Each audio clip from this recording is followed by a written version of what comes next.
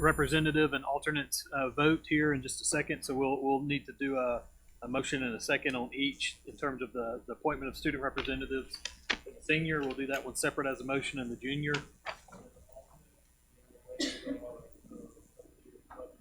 So the votes are in, and I am going to announce the results, and then we'll do the motion. So the appointment of student representatives, the votes were for senior representative Shelby Dean, for junior representative Omar Jamil. So that would leave the alternates for senior Alvin Jones, and the alternates for junior Megan Cosper Gamash. So I'll take these one at a time. I need questions on the results, just in general. No questions, then I'll ask for is a motion to adopt senior representative Shelby Dean as the senior representative. I need a motion in a second. There's a motion and Second. So I have a motion from Johnny and second from Sean. Discussion. All those in favor signify by saying aye. Aye. Opposed? Great. Next, we'll do junior representative. So I need a motion to approve Omar Jamil, DeSoto County School District, as the junior representative to the State Board of Education. So moved. Second, any discussion? All those in favor signify by saying aye. Aye. Any opposed? Okay. Now we'll move to the appointment of the alternate senior representative Alvin Jones, East Jasper. Need a motion and a second. Second. Second, any discussion? All those in favor signify by saying aye. Aye. Any opposed? And finally, our junior alternate for the State Board of Education is Megan Cosper Gamash from West Jasper. I need a motion. Second. All those in favor signify by saying aye. Aye. Opposed? Motion carries. We'll move on to the budget here in just a second, but I think, I'll just say, sure, I share the opinion of the other board members by saying what an outstanding group of applicants. It was easily could have gone either way. Kudos to Dr. Kelly and Ms. Altman for your work to bring these candidates finalists to us for vote, and Mr. Bailey, excuse me. Appreciate all your hard work, and it was a I'm sure quite an effort to get us here, but what a great day for the State Board of Education. We look forward to working with these young people as they educate us on what the issues are, and it's a new day for the State Board of Education. It's rare that you have a paradigm shift on the State Board, but this is one. So thank you for all that hard work, and look forward to working with these young people. Dr. Dean, I just want to give a shout out to Sonia Amos and her team and Absolutely. the preparation that they put in to get us to this point, developing the process, but not only that, just kind of coaching us through and getting us through today. Did a phenomenal job. Thank you, Sonia, and to your team. I'm remiss from not recognizing you guys. As always, well organized, keeping us on task. Thank you so much for all your hard work. So without any further discussion on that matter, I will move to the discussion over the overview and the budget request for FY21. All right, so I'm going to start us off. Feel free as we move through this to interrupt at any time if you've got questions. We are going to run this pretty much the way that we did last year. So if you look on the table of contents, there you go. Thank you, ma'am. This is how it's going to run. We're going to talk about our legislative priorities. I'm going to turn this over to Felicia at one point to kind of give you a broad overview of the budget, and then each of the chiefs are going to be coming to the table to explain to you exactly what the asks are in their budget. Slide 3 is your consolidated agenda. So slide 4, I know we stop here periodically, but I do think this is a really key piece for us because the vision, mission, and our goals really do drive all of the work of the department. And it is with this vision in mind about what is that going to take to make sure that all of our children are successful. And each of the goals, as you go to slide 8, or 5, I'm sorry, all of our asks are wrapped around these 6 goals, and you'll see the ties to those when we get to them. On slide 6, these were last year's priorities. This gives you an idea of what we had put on, or what you had really put on in terms of your own legislative priorities on slide 6. Slide 7 are some proposed legislative priorities. These are not in any order for us, so this will be the order when we finally get to prioritizing any of these priorities. That's going to be up to the board as to which one you'd like to see us placing as first, second, third, etc. Sure. On number 1, expansion of early childhood, did I hear you say at our last meeting that y'all were trying to figure out how to help leverage more of the federal funds at the district level to help with that? Guidance documents on what it takes to create a pre-K class, and so a lot of districts have taken that on their own to use their federal dollars for that purpose. Slide 8, I'm going to turn this over to Felicia. I think also take a look at these, because these are also, slide 8 gives you the dollar amount out to the side for each of the priorities that we have listed. And we'll talk about those a little bit more in detail. And that's the same thing on slide.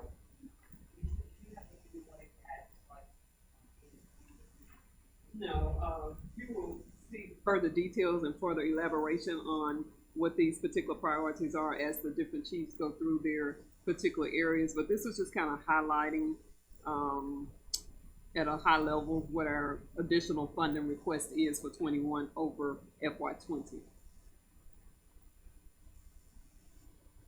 Okay, we can go to slide 10. And slide 10, just kind of basically today's discussion was centered around our rural fund ask and our CTE, deaf and blind, and MAP. As you know, normally you don't have that information available until July, so you will not see any information on MAP in this particular presentation. The numbers are here, but those numbers represent FY22 funding request, not FY21.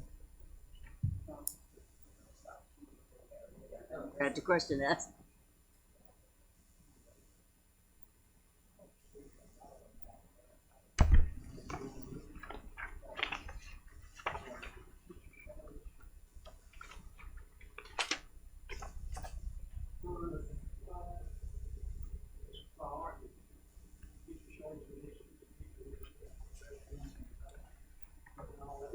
Slide 7 instead of 8. Oh, 7, I'm sorry. On slide 7, now those are our legislative priorities. We didn't attach dollars to this particular page. You will see the dollar amounts as we go through the presentation. These are just the legislative priorities.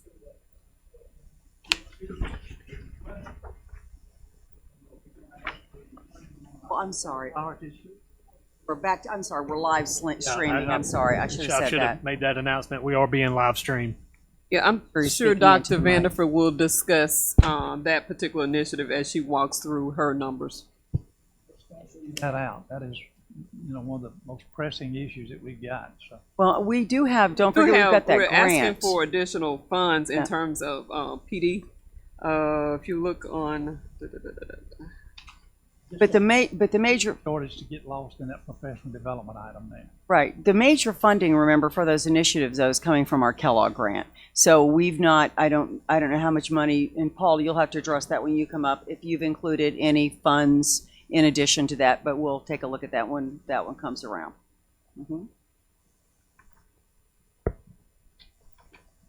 moving on to slide 11. 11. And again, that's just to give you a perspective on where our funds come from. The majority of our funds come from the general fund, but we also do receive EEF dollars as well as money for from the Education Trust Fund and the Capital Expense Fund. Actually, this year for FY20, we got $500,000 for 1.5 out of that for FY20, and a portion of that is MSIS. Moving on to slide 21. I'm sorry, slide 12. As you see, MAP, like I said, those numbers represent full funding for FY20. We will have that information for you in July. CTE and Chickasaw Nation, we're requesting 3.1 increase in CTE Chickasaw Fund, if that's level funding, or basically level funding.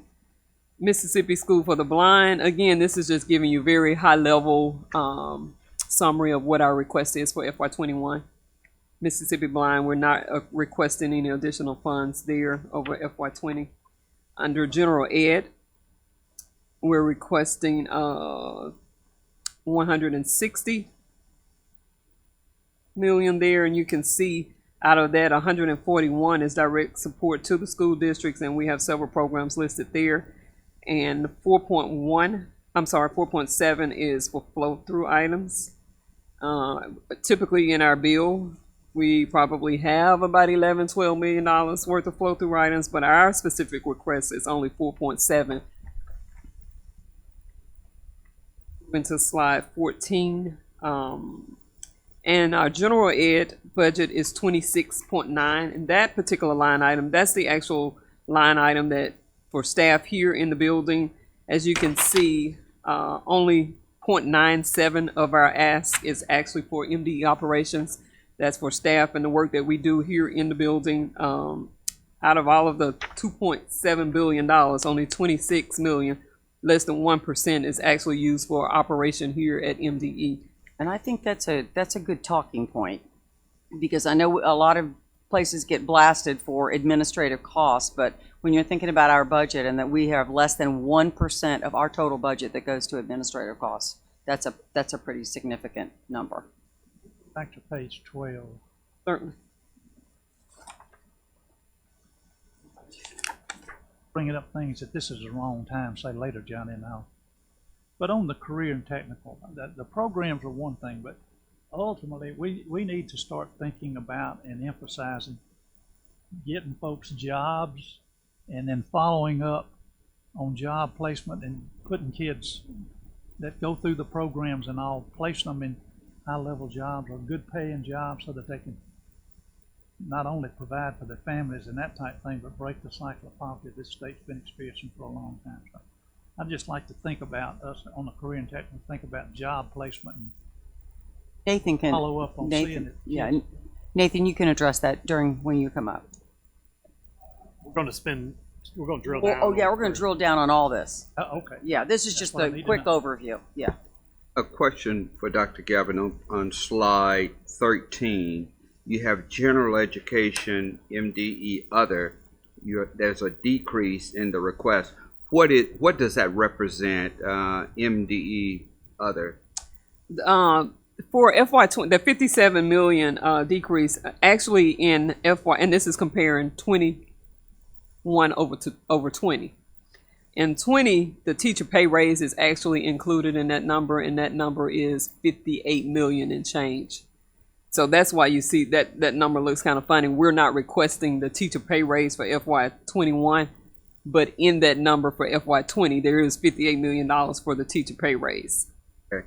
So when you say general education, other, you're talking about monies that support the districts, right? Yeah. And then I'm sorry. MDE operation is what happens here in this building. Correct. Okay. If you look, direct support to the school district, 141 million. All of those particular line items make up that 141 million. The national board just drilled down into all of those various programs, but that is money that's actually directly supporting the districts. Got it. I see it now. Yeah, I see it. Thank you. And obviously, we're still working on the deficit appropriation. So is this where that number would change once that number's finalized? It will change for, yes, in FY20. Yeah. If they, assuming they give us an additional whatever that ask is, that number will change. It won't change our FY21 ask, but it will change our FY20 appropriation. I'm making up numbers for sake of argument. It's 20 million. So the 160 goes to 80 and the 57 goes to 77. The 160 is FY20 ask.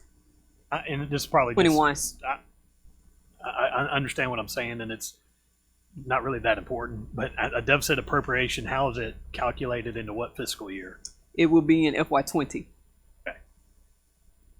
Okay. So that 57 number will be larger. Right. So it should be, I was just using the number 20, so it'd be 77 because it's in and then it's out. Correct.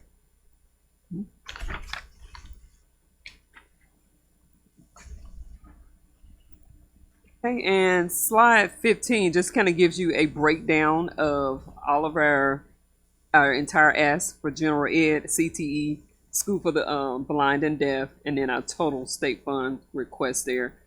If you look at the first line, general ed, second column, the 184, 761, that is our FY20 appropriation, and again, that does include 58 million as it stands now for the teacher pay raise.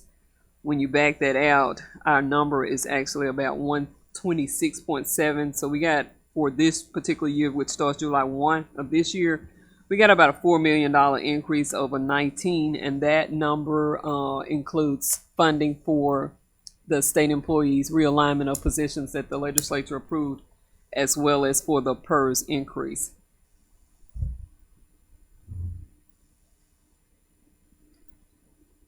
And at this point, I will turn it over to Dr. Oakley to talk about the academic side of the house.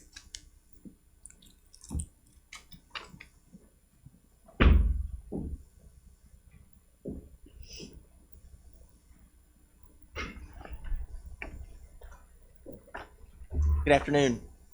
Good afternoon. So we'll walk through kind of each of our program offices, and I'll move through this rather quickly. If you've got questions, please stop me along the way. The first priority, though, that we've got, I want to highlight with you, is around the expansion of early childhood. We would be looking at about a $3.2 million increase from where we are presently to expand early childhood programs in the state. We know the impact of those on the students in our state, and so we're looking to try to increase the number of seats that we have available. Similarly, our literacy efforts have been nationally recognized, and we would like to expand our coaching supports that are available across the state, as well as supports for pre-service and post-secondary faculty as we try to strengthen our reading instruction within the state. Yes, sir. This would be for expansion of the collaboratives. That's the state model that we have in play. Yes, sir. This literacy would be roughly a $1.1 million increase from where we are, given the higher bar that we have in play that went into place this spring. We do want to expand supports and professional development for our teachers across the state and provide potentially an additional 15 literacy coaches to go directly into our lowest performing schools to support teachers with elementary reading instruction.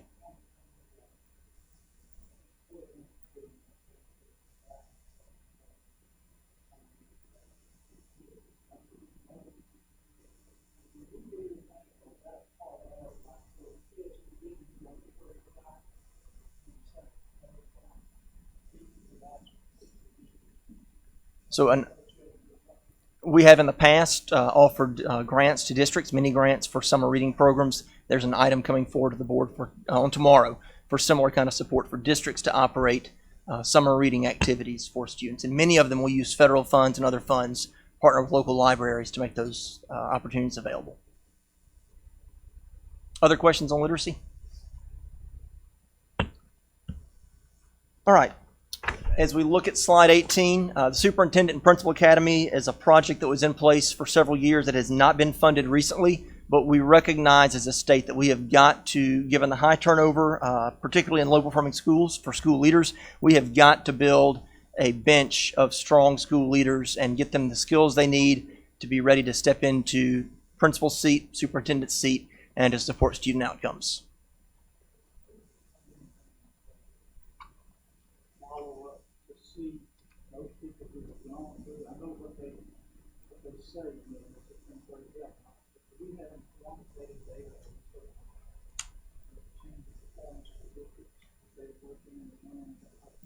So I have not done a research analysis on that. We could go back and look at the ones that participated the couple of years we offered that and see how the schools where they are now might be doing. What we do know is that a number of those folks have shifted roles since they went through that academy several years ago. Mr. Kramer, why don't you make a note of that for Dr. Lee, because this would be a perfect kind of research piece for her. And I can meet with you to talk to you about exactly what we should be looking at. But yeah, around following, using student data as a way to measure effectiveness, if you will, of the Superintendent's Academy for those that attended the Superintendent's Academy for the years that it was there. Okay? All right. We would also like to go back and expand professional development that we're able to provide to districts. This budget was cut in recent years, and we would like to try to push it back toward its prior level. This was a result of downturn in the economy, like many state agencies faced cuts in recent years. We really want to focus, though, on the opportunities to get strong content into the hands of our teachers, academic materials. The board adopted K-8 math materials earlier this spring. And so we want to provide professional development online opportunities for teachers, not just for mathematics, but around the content standards in general and how to best implement those for general ed students and for particularly with students with disabilities. 3 additional areas. One of these was mentioned earlier as a flow-through. Funding for detention centers has been lower than what we need to make those operate. Right now, districts across the state are bearing a great deal of the burden for the operation of education programs in these detention centers. And so we would like to request an increase there. MSMS is looking to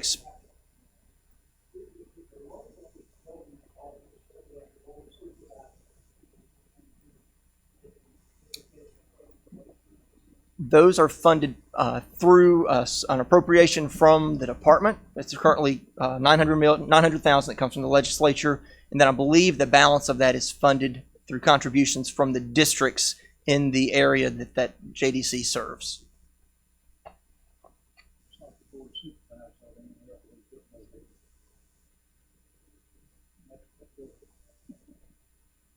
MSMS is working to expand STEM programs. They're looking to add some faculty, particularly in the area of science and technology. As the world is changing and technology is growing in its role and use and breadth, they would like to expand the opportunities they've got for students there at the MSMS campus.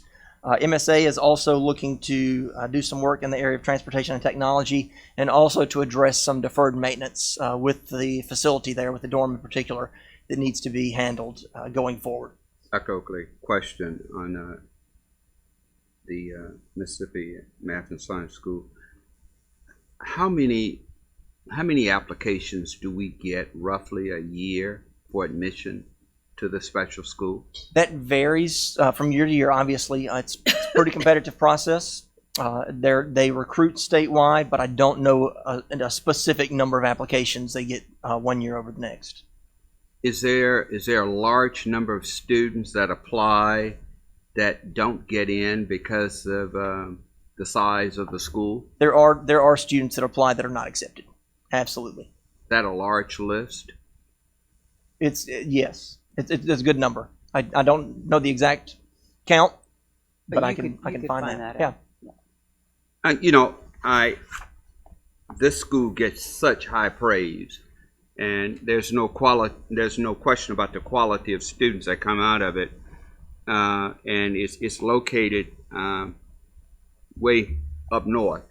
And I'm just wondering, at any point, will there be an opportunity to bring one closer to the middle of the state or further south, where more students will get this opportunity? It's an investment. I know it costs lots of money to do it. I don't think since I've been on the board, I have not heard a conversation around expanding this opportunity. I just think it's time that we have that conversation. I get asked about a lot on the coast because lots of kids want to get in that never get in. 5.2, the total budget for MSMS? 5.2 is the total? No, but if Dr. Kelly's talking about a replication, I was just like, as a ballpark figure, 5.2 seems to be what it's taking to run the school. So 5.2 million a year? Guess.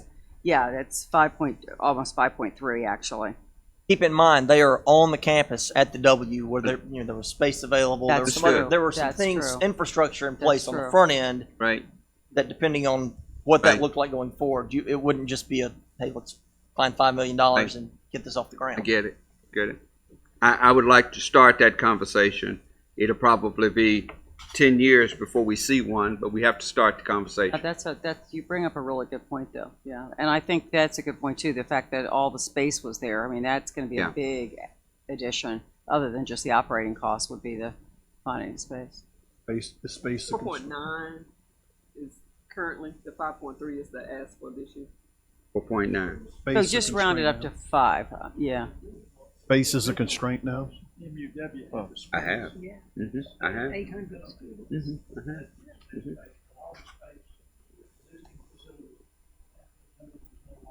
I got you. So we'd have to find the space. Find another institution. Well, that's what I just leaned over and said to Dr. Kelly. No kidding. Yeah. They should cohabitate. They should, they should. That's a whole, I'm sorry, that's a whole. Yeah. That's a whole nother And I think there conversation. should be one. Yeah, and I don't want to slow us down, but this conversation needs but- to be started. Yeah. Well, let's Gotta do a know. little groundwork. It's Yeah. a godsend for those, particularly for those people who don't have access to a good school district, and for those students who are gifted and don't have access to Right. quality. I mean, it's really. Now, let us Right see- over here was part of the beginning of it. So let us look into it. That's it. Very good. Thank you. Glad to. On the secondary education budget, we're requesting an increase there to support expansion of and support for our districts of innovation, as well as the Innovation Lab Network and the early college high schools that you've seen so much about in recent years. The secondary ed in general, since the department reorged, has operated kind of through, with the exception of some personnel, primarily through other office budgets. They've reached out a lot into CTE or into elementary and gifted budgets or into other program budgets. And so we're trying to make sure that secondary education office has a budget and expanded, a little bit of expanded staffing to offer the professional development that's needed across the state. There's a potential to expand or to enhance the way that we are reporting student information to post-secondary through an e-transcript process. There's an interest there from the post-secondary world that would allow for an easier reporting of student outcomes at the end of high school to the post-secondary world. And then we also currently are funding a grant through the IHL that's actually coming forward tomorrow as well for approval, that is for the coordination of efforts across preschool through college. Heather Morrison currently does that work through the IHL and has been very involved with our CCR course, with the dual credit changes that we've made in the accountability model, and a number of other projects. And so all of that's rolled into that secondary education budget. And then this bottom bullet, I want to make sure that we're very clear here. We are requesting an increase for the ESA budget. Right now, in this upcoming year, there's a $2 million capital expense fund line item that's going to fund the shift in that ESA account. And so that was a one-year solution, as I understand it. If we do not receive this additional funding, then we'd be in a position a year from now, going into the 21 fiscal year, that we do not have $5 million that we're planning to award for the upcoming year for ESAs. I've got questions. And I think if you're paying attention to what happened at the end of the last regular session, the $2 million was put into the bond bill through a DFA account. That's why it's under a capital expense fund, and it's for ongoing ESA scholarships. I've talked to Dr. Gavin, and I've asked some questions about this program. I just want to share with everyone. First of all, I'm supportive of it. I think the concept's good and right. I think there's a lot of questions about, is it a voucher program where you're taking public money and sending it to private school? Those are legitimate, good questions. I've heard anecdotally, and that's why I've asked these questions in writing to Dr. Gavin, that parents claim their pro rata portion of the ESA, not knowing that they have a financial match, and so they don't use it, and that money comes back, and that there is a surplus. And if I'm wrong, tell me. This is, like I said, anecdotally. So at a minimum, in the next 2 or 3 months, it's not urgent or pressing, I'd like to see some data on what we know about this program, because I don't want to be left holding the bag, and the typical folks who are pointing fingers saying it's been mismanaged, bad on you, department, shame, shame, shame, when nobody seems to kind of know how this money gets followed. And a whole nother question I'm not going to get into is the efficacy of the program. We'll go there eventually. I'm most concerned, honestly, about, is there a surplus? And if so, what does that look like? What's the magnitude? If it's 1%, that's budget dust. But if it's 10, 12, 14, 18%, and there's constant marketing about people getting waitlisted, when in fact there's, surplus money, it just seems like bad fiscal policy. So at a minimum, I just got some questions. I don't question the program. I'm not saying I'm opposed to it. I'm questioning the oversight and accountability that we currently have on this, just based on hearsay. And all of it might not be true, but I've heard it and I want to follow up with it. That's all. Prepare, a presentation for, July or August. All right, Do those questions make sense though? I mean, they do. There's a lot of misinformation out as well. And so that's been very frustrating on our part, because there's just a lot of people that are putting things in the press that simply are not true.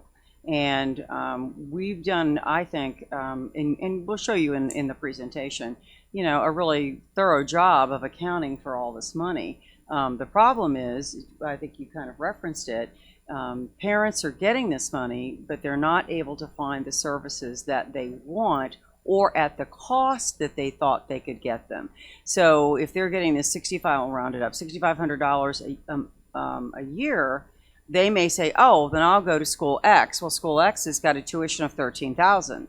So the parents go, oh, I don't have another $7,000. So I guess I'm just, and they keep shopping. But when they run out of shopping, then they just say, we can't use the money. And so we've already approved them. It's already in the books and whatever. And then we have to then go, okay, now who's the next person in line that could possibly get it? So it's kind of it's a little bit of a conundrum, because unfortunately Mississippi just does not have a large number of providers around special education in the state. There's not a match, but there is a burden on the parent to pay the tuition Sure and then there be is. reimbursed Yeah. for it. And If it goes obviously- over the amount, then there is a That's right. fiscal responsibility I'm there. not a massive bureaucracy to create rules and regs, but also it seems like this is pretty ripe for some board regulations along the lines of, you have to prove you have a end customer for your child, or a place where Right. the child would go to get the money. You can't claim the money for months and months and then give it back, while somebody else had the ability to match it, but they didn't get that. Mm. That's just inefficiency. Pete, did you want to say something about that? And I'm just going to state the obvious. This will be a very politically dynamite TNT issue, and I don't want the Department of Education to get in between of all of this. So, yes, sir. I too have questions about how it's structured, and I think it needs a lot of work. But beyond that, there's a perception in many communities that this is a door opener for other things. And that other thing is money, public money being going to private education. That's the elephant in the room. And I'm a public education kind of guy. And I cannot sit here and just pretend that there are others that don't have the same feeling that I have. It's widespread. But I think we're going to have to put some guardrails around it if we're going to protect the integrity of this board and what our intent is, how the money be spent. So step one, let's get some, if anybody has additional questions, just email them. I mean, I've just shared my questions, just common logic type questions. Step one, answers to those, and then maybe we spend time in the fall saying, let's develop a policy that looks like whatever. APA. We've actually got that. We've got that in draft. It's coming forward in the coming months. Yeah, I feel a lot more comfortable about it.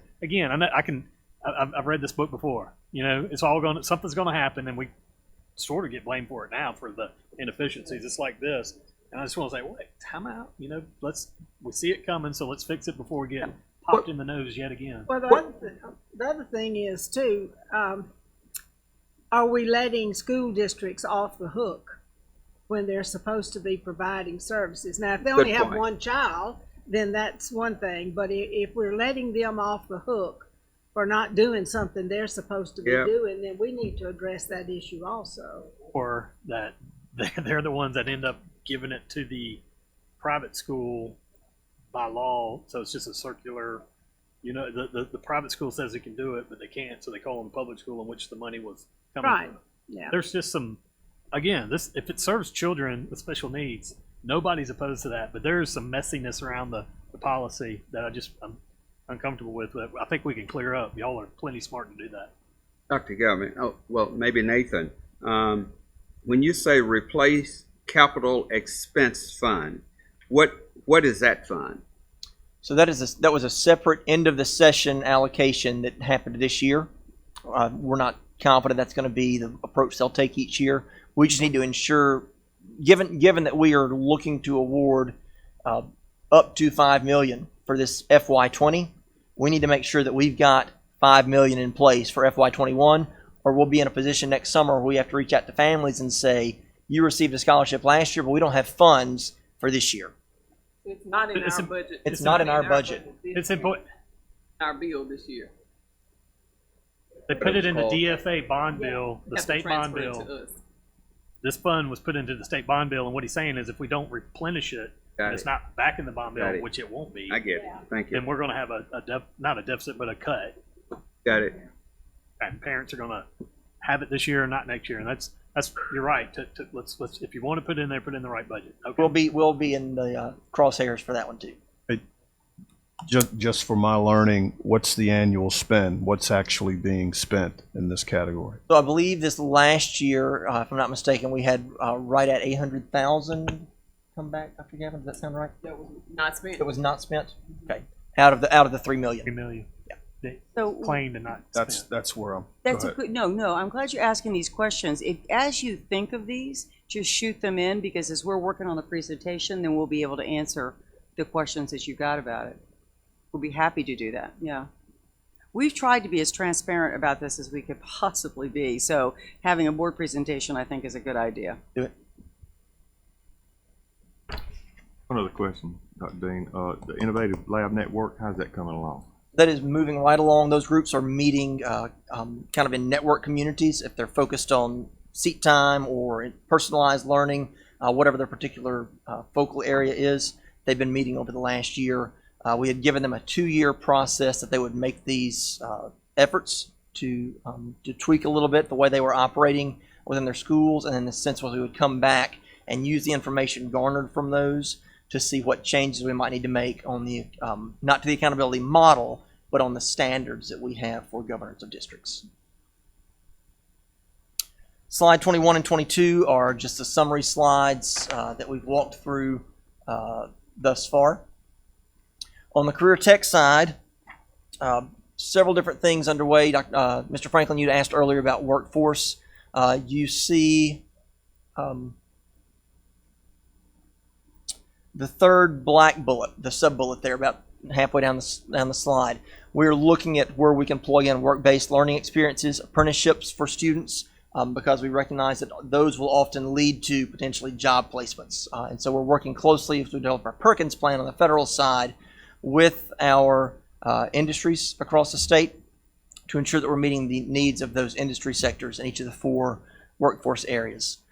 Previously, we've had some federal dollars available to support through Perkins to support the assessment. Those funds are no longer available, but we would be looking at this increase to support continued development of curriculum, alignment with industry need, expansion of work-based learning opportunities for those students. We've got a larger number of students going through career tech now than we ever have. Completed numbers are on the increase each year, and so looking at expanding those as well as just the ongoing management of the equipment, federal dollars, as well as the student organizations that potentially feed into those industries in the state.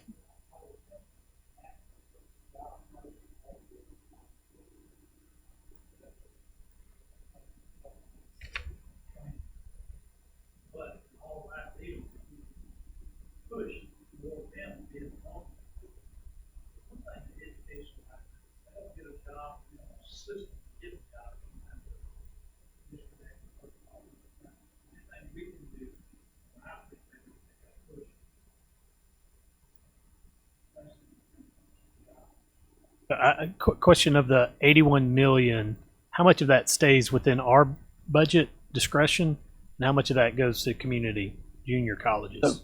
A significant portion of this goes out to districts. On the state side, I think it's right at a fourth of that goes to. Fourth of the remaining, or A fourth so of $20 million of the I 81? think it's right at 20. But what's the split that we On do? the Perkins, it's On a the Perkins 40. side, it's, Yeah, it's a it's a 47-53 split. A little bit more than half stays here.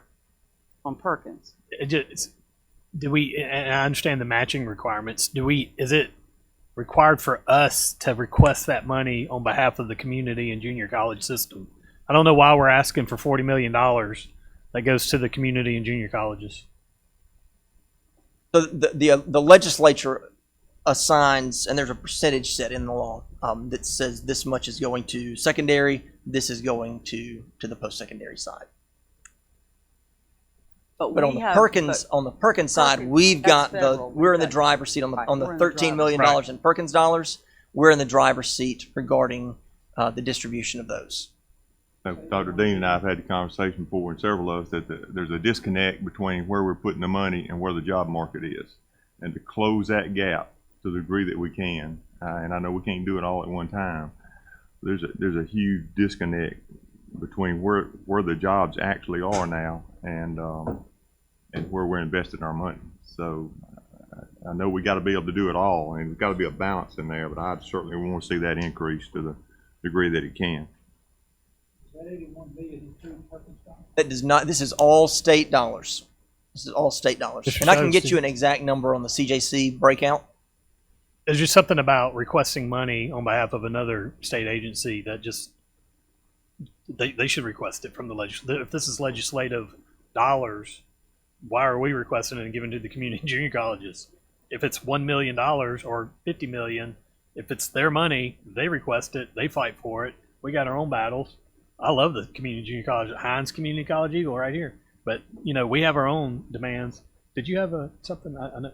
No, I know I signed up to help this category quite a bit. I just haven't had a chance to get it off the ground yet, but I plan on doing that. But one of the things that we constantly hear is, from a work keys testing perspective across the state, is that funding a part of this, or is it up to the districts, or has there been any discussion around work keys, which is, Yeah. you ask most of the CEOs in this state, that's what they're looking for.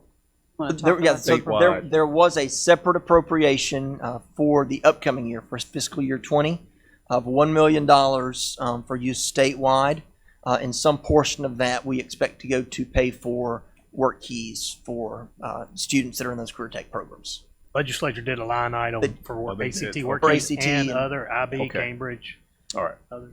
But Thanks. I'm just going to beat down the point a little bit more that Buddy brought up, and we'll move on.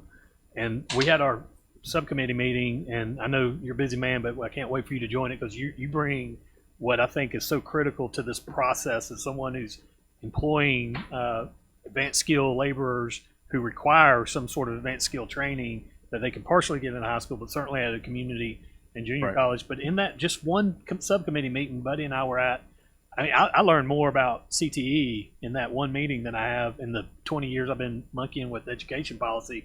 And I'll just say, and I've said this to a lot of people since then, to say that there's a disconnect is like the understatement of the century.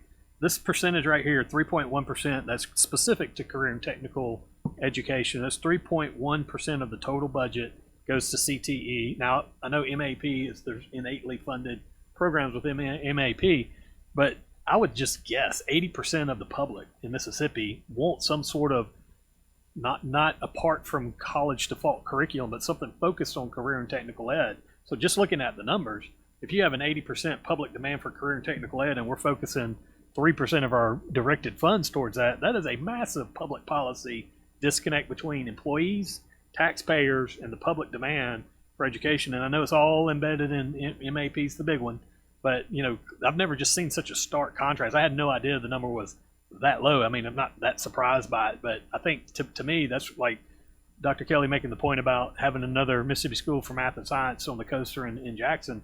This is another big aspiration. Like, how do we direct our policy more towards being equally supportive of CTE as we are college default. I know it's Mississippi College and Career Readiness Curriculum, but the money doesn't follow what I think the public demand is. So you said it, I wanted to affirm it, and as we move forward, I mean, that's like, a big mountain that we should be climbing. So off my soapbox. I'll go back and check on the dollar amount for community colleges, because off the cuff, I want to make sure I'm right. I know there's a dollar amount that goes there.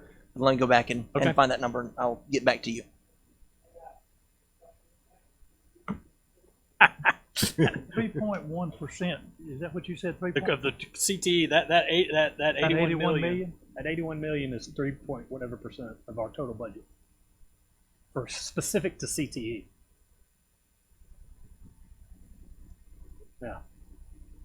So that's a stark contrast between what I know and we know the public wants and what the job wants. I mean, so it's extremely complicated, but it's a simple point. Yes, ma'am. Well, I think just as we were talking previously, about meeting with IHL on teacher prep and all, this is another opportunity for us to meet with community colleges and business representatives of whatever community, get everybody around the table to say, are we all pulling the same way? Because I'm not sure, and I don't know. And having a personally. roadmap to get there, Yeah. right? Whether We need to community develop that. colleges are focusing on this as much as we think they should. I did the State Workforce Investment Board for 2 or 3 years, and I don't know where it is now, but I know back then when Mayor Schlegel was the chair, man, it seemed like it was finally, you had business folks that were on there. Right. You had the community college guys who were kicking and screaming because there was a change in the way that they were able to use their WIA dollars and Department of Labor. And then the Department of Ed folks were there, but I haven't been a part of it for a couple of years, so I don't want to say anything, but that's the platform with some good leadership in the department. If we're there saying, what do you want from us? I mean, that's the 40 people in the room that meet quarterly or whatever to get that policy all aligned. I mean, I was really a hook, line, and sinker in believing that, we're finally all working together, but I just don't know where it is now. That is a great platform, but another group that could really be a great advocate for this would be MEC, because that is made up of all of the business leaders from around the Right, state. the public ed forum under them. Absolutely. We need to get them engaged.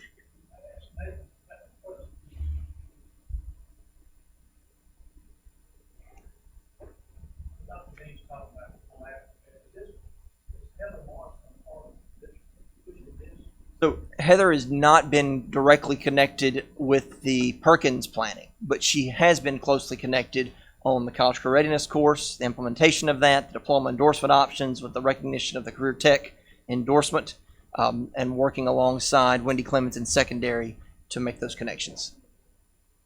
She not just on the Career Tech side. That's been through our Career Tech office. We can get her more connected with that, absolutely.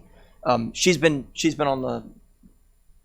on the grad option side of it, but not deep in the Perkins planning. I will say there's some foundational stuff that's already in play. We just need to pull the gas on. We're doing great work in the academy models and a lot of those things right now, but the funding for the opportunity to expand those are limited. That's right. And so it's not like we got to start over. That's right. There's a lot of things intact That's that exactly right. we can build on, but we just got to pull the gas on it. Making connections with dual credit on the post-secondary side for Career Tech is an area where she's been involved. The endorsement options, several other. Dr. Kelly, to your point about MEC, they invited me to come and speak to their board of directors, and that was probably 70 some odd people that were in the room that day, and we've had at least 2 of the members of the board follow up with us, asking us for to work with them directly on establishing career pathways. So we're already, those meetings and they were more than willing to be partners with us, which I think is really Great good. platform. All right. On slide 25, Mississippi Schools for the Blind and Deaf. We're requesting level funding there for this school that serves students from across the state right here in Jackson. We have seen some combination of administration costs as we move to a single superintendency for both the School for the Blind and School for the Deaf. So in talking with Ms. Rogers, she feels like level funding will put them in a good position going forward to provide the support they need for those students.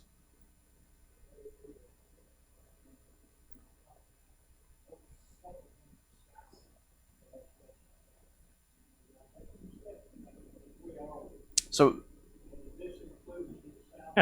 so any salary supplements would be able to be covered through this amount.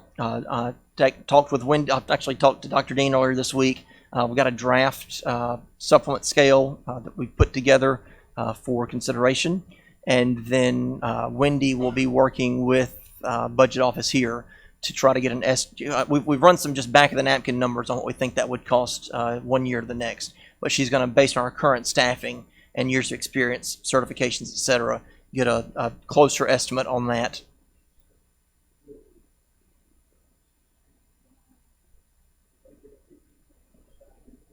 They will. It is. The what is the capacity at the school for blind and deaf in terms of the number of students they can accommodate, and where are they in terms of that capacity? So they are not. They've got plenty of room. They're not at capacity. That's not a problem at all. Where the school gets their students is based on referrals from local districts. When local districts identify and make determinations about least restrictive environment and most appropriate placement for students, that's how those students end up coming to the School for the Blind or the Deaf. To confirm what I thought, here's where I'm going with that. Speaking of another campus for math and science, and I don't know if it would be appropriate to commingle that, but if they are nowhere near capacity at the School of the Blind and Deaf, what would be wrong, and they have dormitories there, what would be wrong with starting another school of math and science right there on that campus? Let us throw that in the mix. Absolutely.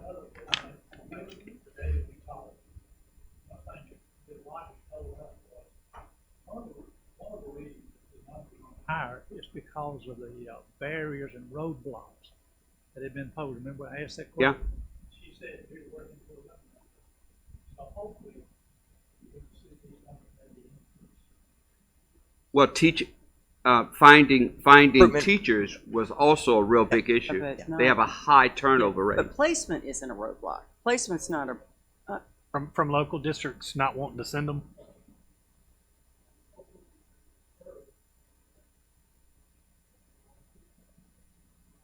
From our side.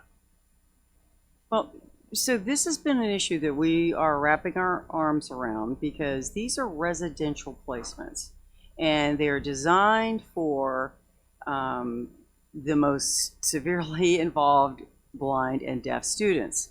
What has happened in the past is that there have been children that have been placed there that really could have been provided an education in their home school. And that, according to the law, is where you look first. When you start setting up an IEP, it's where does this child need to be educated? And the first place you ask is, can this child be educated in the home school, even though they might need an interpreter, and even though they might need, some special accommodations?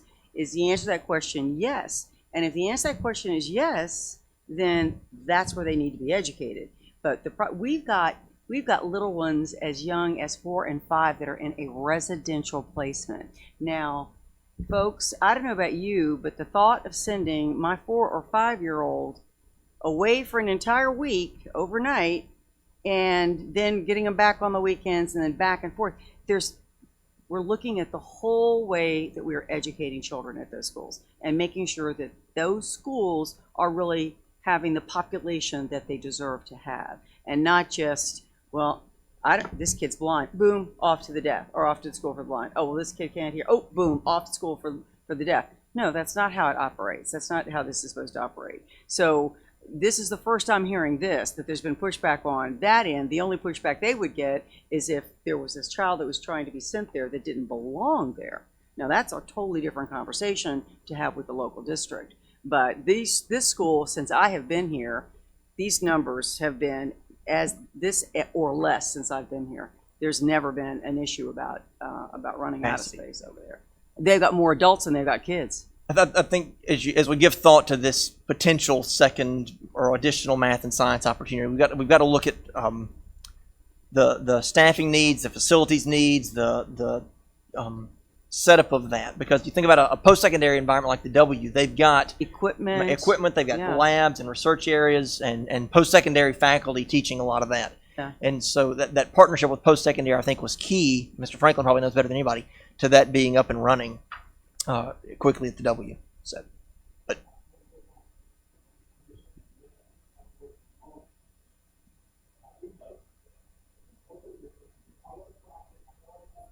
IDEA process and getting the screening teams and everybody together, but getting it, and then the recommendation is placement. And they don't have, it's not just residential out there. There's a, they Well, have, they've got 56 that are off-site. Yeah. but then when you go there, the pushback, paper-wise and attitude-wise, et cetera, was a real issue. I've not heard that under new I leadership. was there, I I'm just remember, saying. I don't know where you remember that now, but I asked Ms. Brown, she said, that's not, we're eliminating that, so. So prior leadership is just that, right? And now we've got Wendy Rogers there, and I think Wendy's trying to do an amazing job of trying to make sure that that school is providing an appropriate education. So I can't speak to prior leadership other than I can offline, but I think right now we've got Wendy in place and she's doing a really good job. Yep, yep. Mm-hmm. Mm-hmm.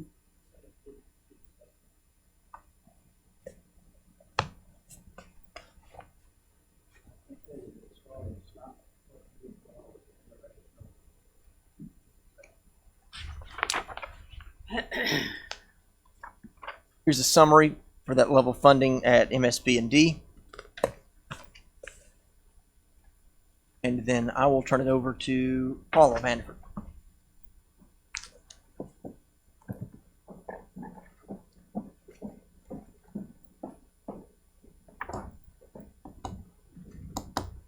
Good afternoon. Mr. Franklin, to address the question that you had on slide 7 related to the teacher shortage initiatives, so in the couple of pages that I'll present, there's no funding that's actually associated with our legislative priorities around that. Some of this is just changes that we need, technical amendments or additional flexibility in statute to move forward with some of the pilots and initiatives and plans that we have in offices that we have title money or grant funding money to do. And Mr. Moss might can help think of a couple of other examples, but the one that I'm thinking about most recently, we had we asked for a technical amendment this past year. So entrance into the prep programs requires a 21 on the ACT or passage of the praxis course. So we had asked for a technical amendment to add an additional alternative to that for a student that would have a 3.0 GPA, for example, to get into the non-traditional programs to help with the teacher shortage, and we didn't get that technical amendment. So we're still moving forward with some of the technical amendments as a priority as we move through legislative sessions. We have funding for the initiatives. We need some technical amendments and flexibility. Mm-hmm. Mr. Moss, do you have anything else to add to that? Okay, I just wanted to address that.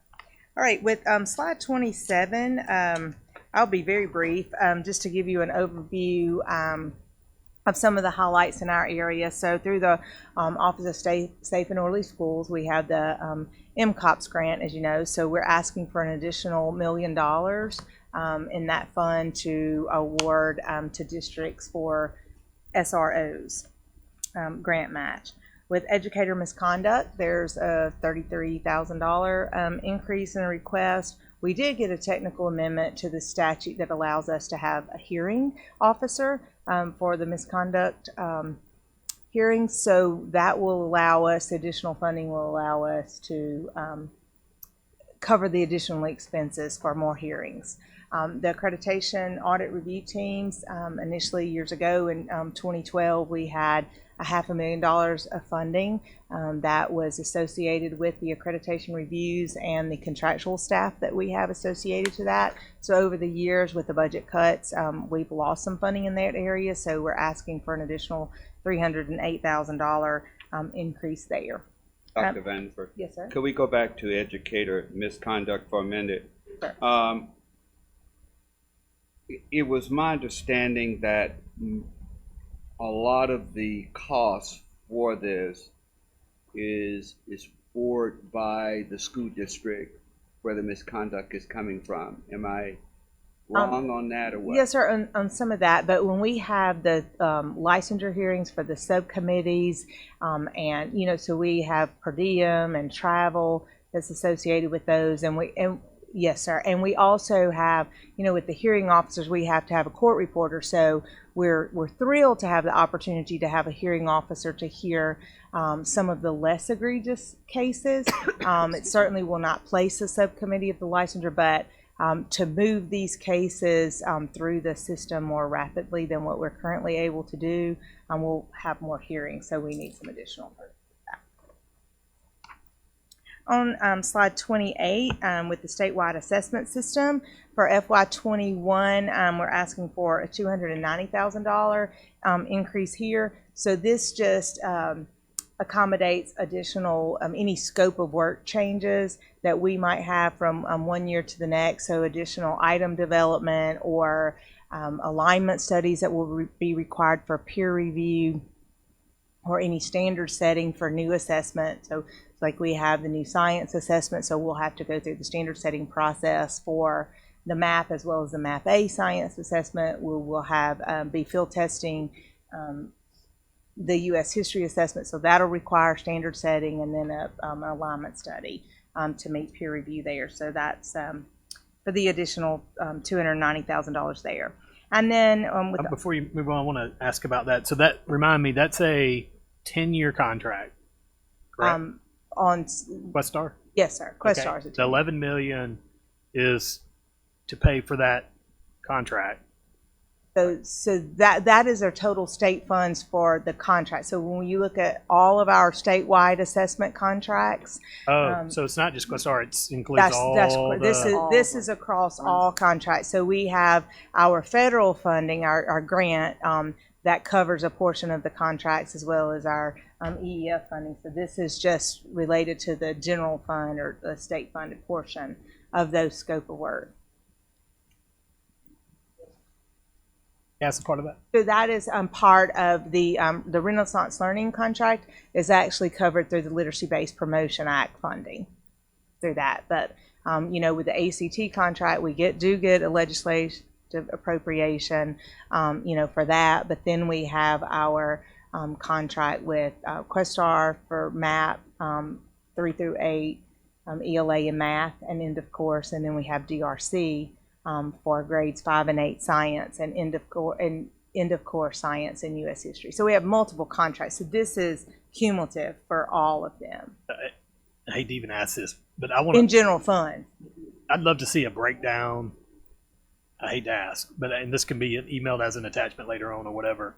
But I'd like to see a breakdown of where that 11 million goes and what state dollars go, because I didn't realize that the Literacy Based Promotion Act was a separate funded item, and it's not included in that. Right? That's right. So we can certainly provide that for you. We have that the list of all of our statewide assessment contracts, and again, and the funding sources. Part of what I think my responsibility is keep an eye out for things that pop up. And there was a recent article about this, but in 30 seconds or less, remind me how we got to Questar from the previous contractor, right? Didn't we through an RFP? Yes, sir. It was. What switch was made in the last couple of years? I'm confused. Remember, we had a. So when I first got here, we were with Pearson and Right. MCT2. Right, Okay. Pearson MCT2. Okay, got it. and we were also a part of the PARC consortium. Right. And then when PARC became the four-letter word, we pulled out of the PARC consortia. We had to request an emergency contract even to administer, correct me if I'm wrong, we had to administer the PARC assessment. Then we were no longer having PARC, so then we had to have an assessment because the federal government requires it. Right. So that's when we put the RFP out, and Questar won the RFP, and that's how we ended up here. See, clear. Yeah, that's Perfectly. right, that's right. But we certainly have readily available what you need with all Yep. of them.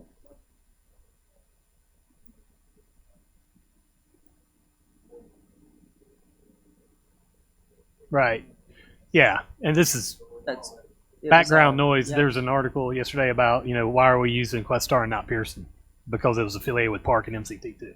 Well, and so can I didn't just know tell that. you that Pete got a call from someone, a legislator who shall remain nameless, that was upset knowing that we even had any work done with Pearson because this person thought that the legislature had passed a law that forbid MDE to even work with Pearson. And there is no such law. Boy. Okay. Yes, ma'am. Roll on. And like I said, Another nothing, detail. nothing urgent. I just for my, because this is a very, I think all this testing questions and standardized testing and everything else, it's going to rear its ugly head many times. I just want to be clear on it. And finally, with the Office of Test Security, this is a division within the Office of Student Assessment. We were asking for 3 additional pins and funding associated to that to bring on staff that will work year-round along with the state assessment system to monitor the requirements of Appendix F or assessment administration. And then slide 29 is just an overview that provides details of all the offices and that I just highlighted with the. Raymond, I think you're on.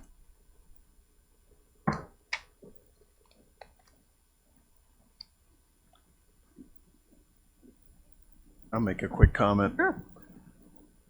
You all are doing a really good job of presenting this information, but for me, I may need a remedial later because it's hard for me to see the ROI on why we're spending or the why. Like you're saying a lot, but it's hard for me to visualize if we spend this amount of money, we're going to have this impact on our strategic goal and priority. So it's kind of difficult. Like the last one, we just said we're going to do 3 more pins and it's going to cost us this much money. Is that because our workload increased by 40%, 2%, 5%? Paul, test security, for It's just kind example. of hard to see. And again, it may be a special session with each one of you afterwards with me, but it's kind of hard to see the return on investment on why we're increasing. In that example, for an example.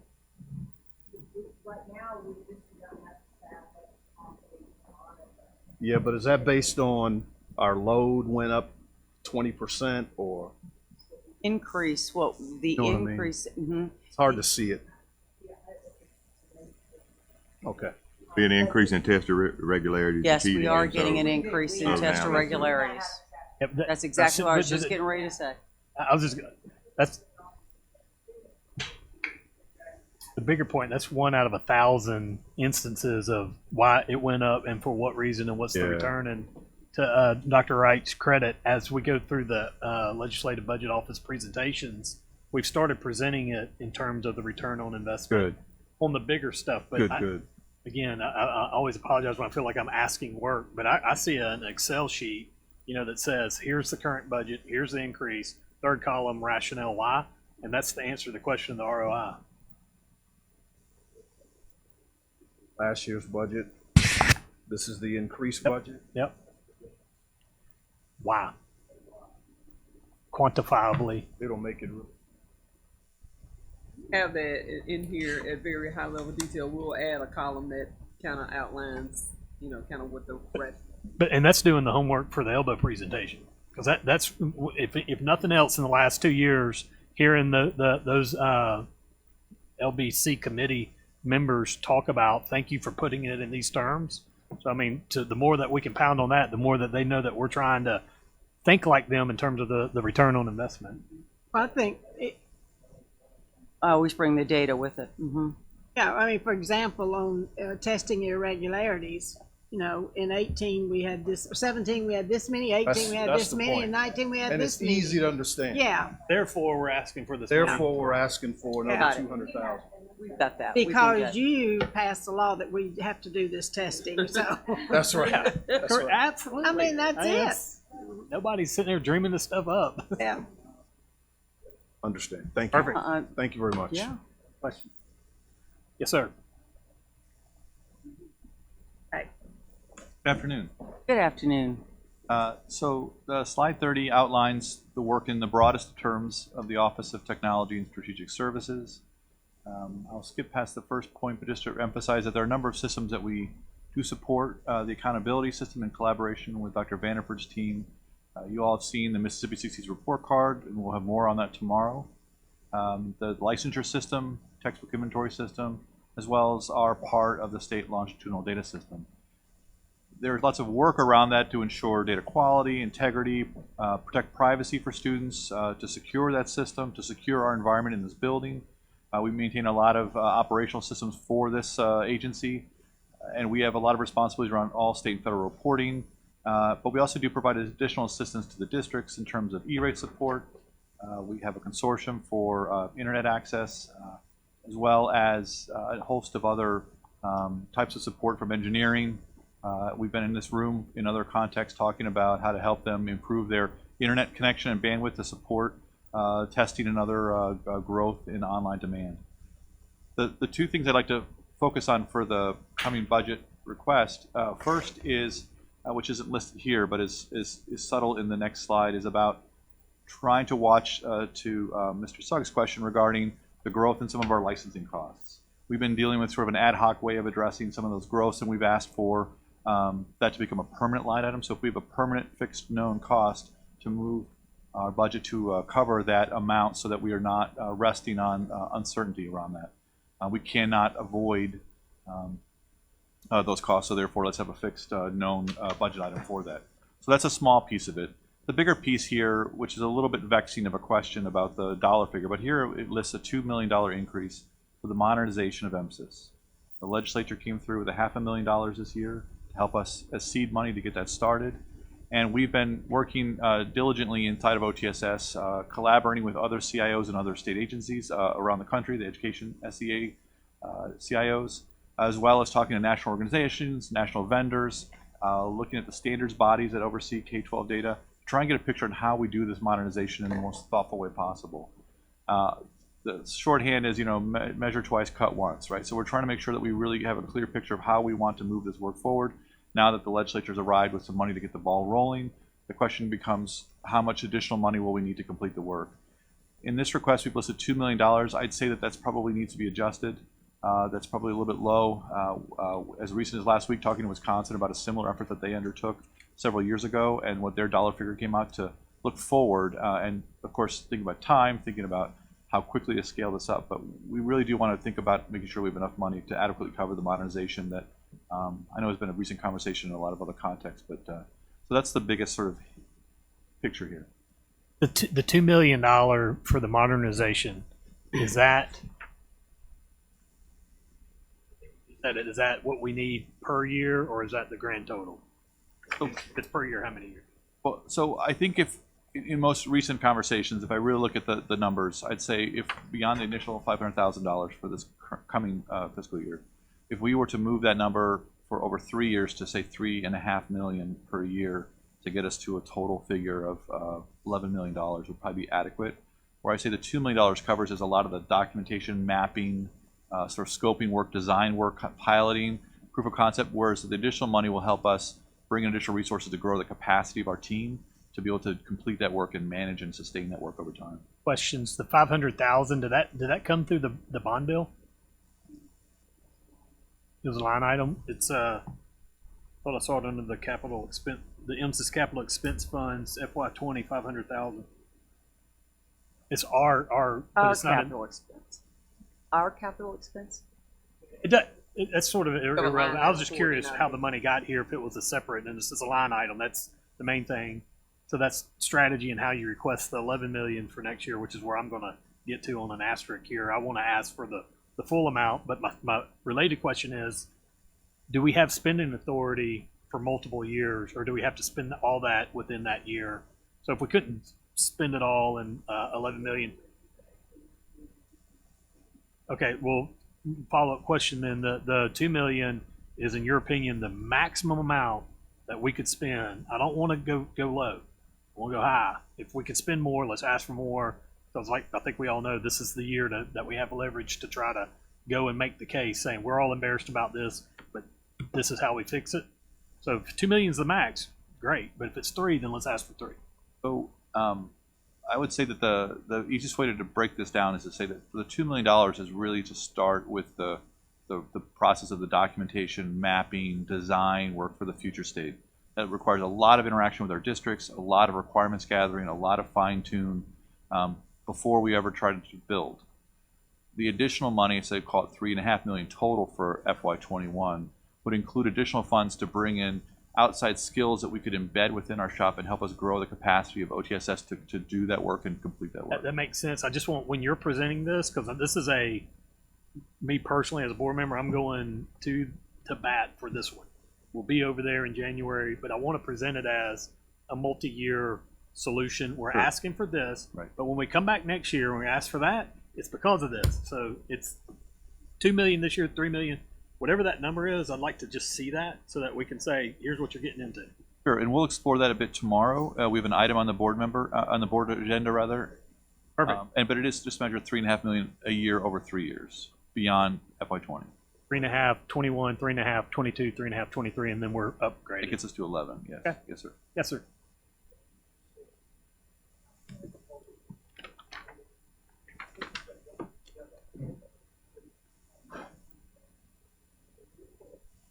Five years that I've been here, we've gone begging every year. Put down. But this data system touches every kid in every school district, et cetera, across this state, and that is a pittance. And at that time, it was 6 million, wasn't it, Dr. Wright, that y'all needed? 5 or 6 million. And now you see what we're talking about now. But I'm just saying, I don't understand why those folks or somebody can't get that across. But whatever we got to do to go, Got a great reason. And This is our year, though. I said it before. This is our year. We got the leverage. All hands need to be on deck, asking for the same thing. And I'm challenging you. I want the best, most world class MSIS system, state of the art, best there is. Let's not lowball it.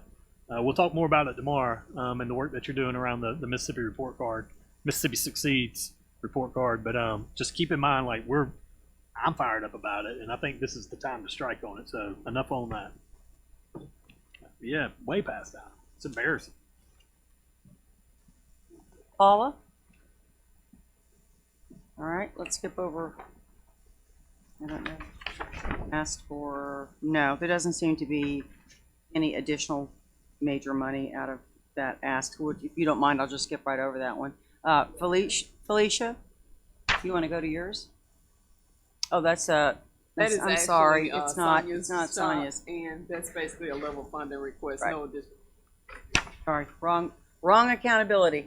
Okay. Next, we have Office of Chief Operations. Basically, we're asking, as I mentioned earlier, the flow-through items are actually listed under the Chief of Operations Office. So that 7.7 that you see decreases. We're not requesting all the various flow-through items that are currently in our bill. We're also requesting just one additional pen as we've started to increase our work in the area of grant management and compliance. We're requesting a specific position to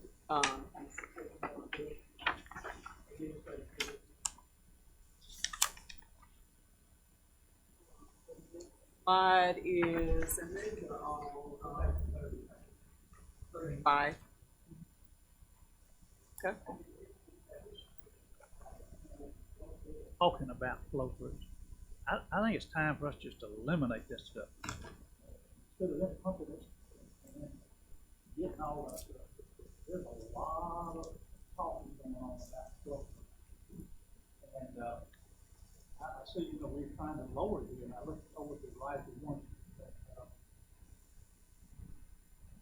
How do we go about doing that? I know, Jeff, you talking about that? Is that option available to us? So I'd love to see us do it too. See, is I think we ought to just go that. on record So I and think just say, Philippe- Look on page 35. Okay, Yeah. let's look at this chart. Okay, the FY20 appropriation is what was final appropriation, and if you look at the FY21, with the exception of the school recognition program, Algebra Nation, and world class teachers, the 7.7 million that's decreased is what you see is all those flow throughs are gone. Wiped out.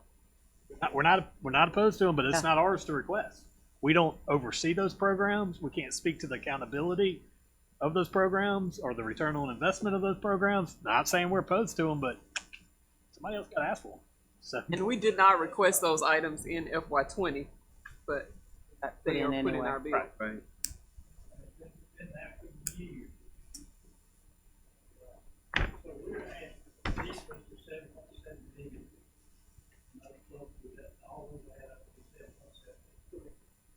just Yes, except for the three or four that we're asking for.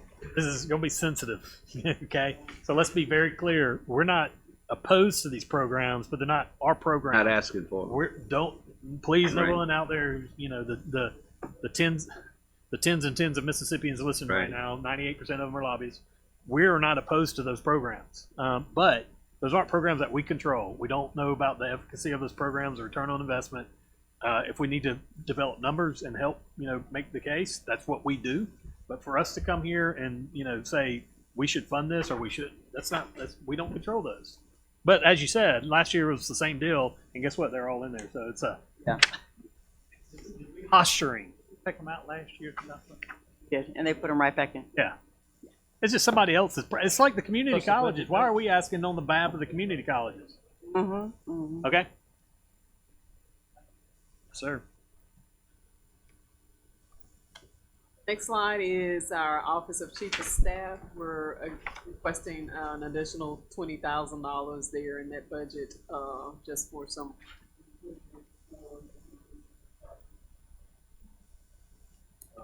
Last bullet is for, I'm sorry. Quick question on the hiring, recruiting. Does this include our co-op or internships? Do we have those here? We don't have any paid internships here. Oh, okay. Thanks. Would that require, like people who's asking paid intern, would that require some kind of, well, for a pen or? We'd have to put some kind of money or contractual money. We'd have to put something in order to do that. It's not to say that we can't. We Right just, now, we have internships, but it's just, basically, when people come to provide, they usually is voluntary, or the district may be paying for them or something of that nature. Mm-hmm. thank you. Yeah, like service. Last slide, slide 39 is the Office of Communications and Government Relations. We're requesting just $15,000 increase in that particular budget to help support the teacher recruiting initiative.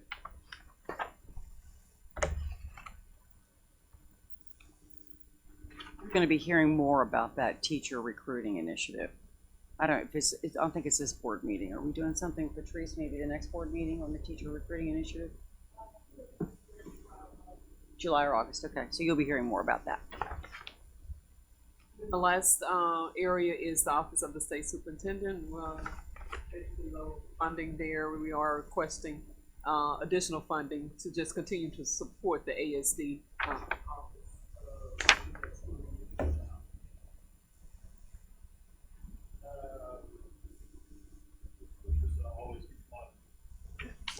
We're on page slide 42. We're increasing the state. Oh no. Yeah, we're increasing state board by 15.4 thousand. What? in travel per diem. By 40,000. I see that for the state superintendent. Oh, but increase, yeah, state board for travel for 15. That's, Yeah, that's to per Sean's diem, point, and, and we just kind of that is per diem. A lot of times, the actual numbers there, we have to move money from various offices to kind of true that number up. So we're just requesting what's actually being spent in it. Okay. And then the reduction in the state superintendent by 40, is that same? That is Making true up numbers? We actually spend the money. We move money around from my budget sometimes to support this budget, trying to true it up to what it actually. Okay. Good presentation.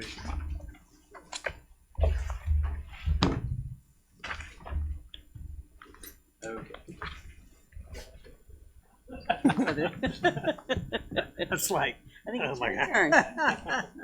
Well, is that training going to take place here? John, the training for the Tamala, where, okay. Okay. Wait, guys, and I know, Dr. Kelly, you got How to long go. is that gonna take? We have any idea? Tamala, how long did you set aside for time for this?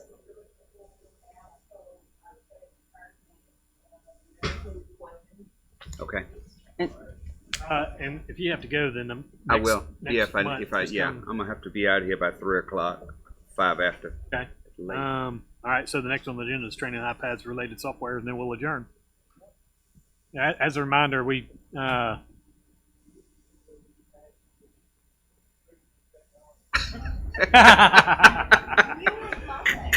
Night. Johnny the Luddite. Have a blast. I want you to enjoy every minute of And it. these will just stay here, and when we're here, we just. He's gonna try to download Candy Crush. Yeah. Give you all that I live patience. by It's the everything.